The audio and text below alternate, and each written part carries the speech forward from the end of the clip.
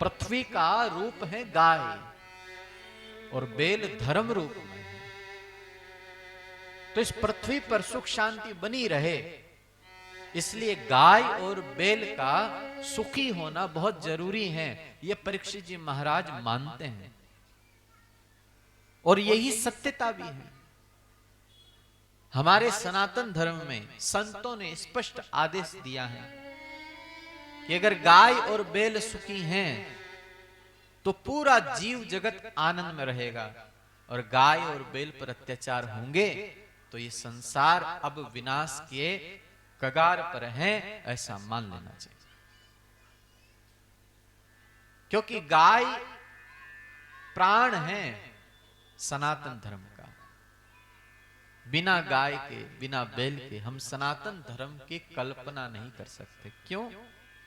क्योंकि हमारे सनातन धर्म में जितनी भी देवी देवता हैं, उन सब की पूजा आराधना गाय और बैल के द्वारा ही होते हैं। बिना देसी गाय के घी के कोई पूजा नहीं हो सकती। दीपक जलाना हुआ, धूप करना हुआ, हवन करना हुआ, यहां तक देवताओं का आहार है भारतीय देसी गाय का घी। बिना दूध के शिव जी का अभिषेक हो नहीं सकता है। 56 भोग हो लेकिन उसमें माखन ना हो तो भगवान को आनंद नहीं आता। माखन चाहिए।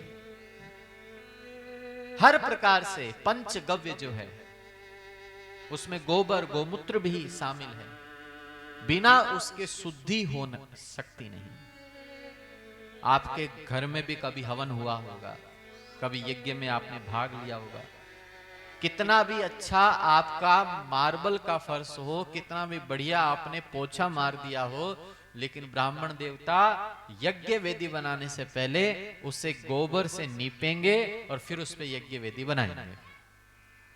कितना भी घर सुंदर हो, इत्र की खुशबू आ रही हो, लेकिन गौ माता के गोमूत्र से पहले उस घर को शुद्ध किया जाता है, छिड़का जाता है। अब आप विचार कीजिए, बिना गाय के हम कुछ नहीं कर सकते। देवताओं को खुश करना असंभव है। और ऐसी गाय का अगर वध हत्या निरंतर होता रहा, गाय नहीं रही, तो हमारे ये शुभ काम कैसे संपन्न होंगे? और अगर देवताओं की पूजा संपन्न नहीं हो पाई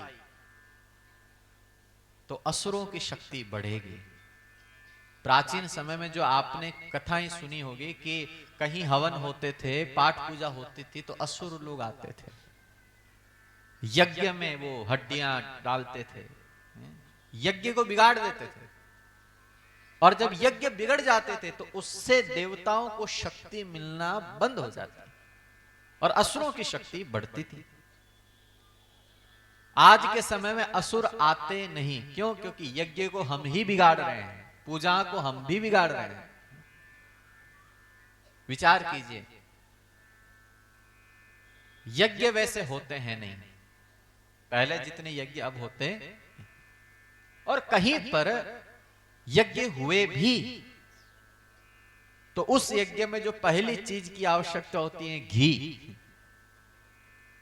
हम शॉप पे जाते हैं, दुकान पर, तो हम कहते हैं घी दीजिए, तो दुकानदार पूछेगा कौन सा घी दें, खाने वाला दें या हवन वाला दें?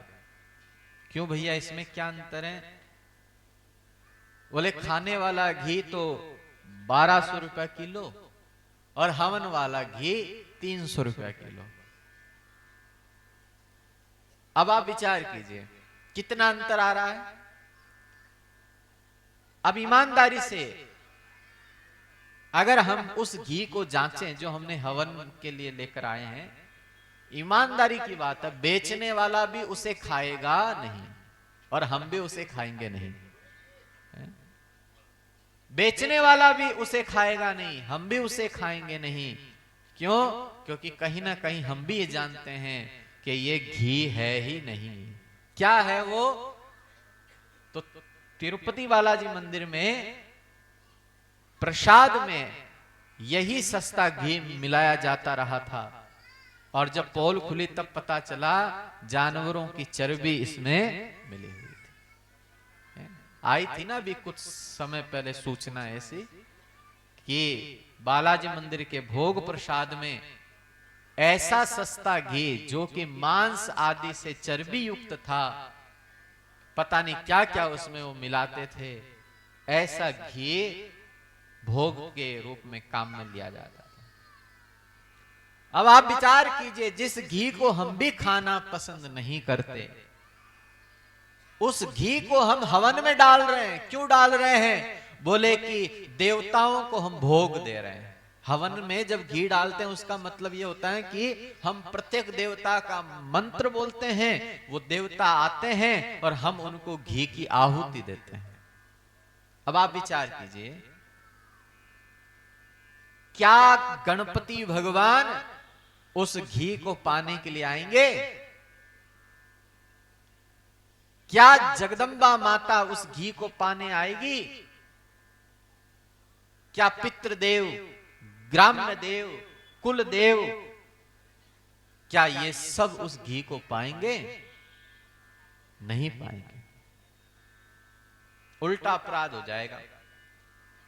भाई मान लो मुझे कोई अपने घर पर बुलावे, आइए आइए भोजन के लिए आइए, और सामने थाली में अंडा रख दे, मछली रख दे, तो क्या हम उस पर खुश होएंगे? हम उठ जाएंगे और जाते समय श्राप देते हुए जाएंगे, है ना?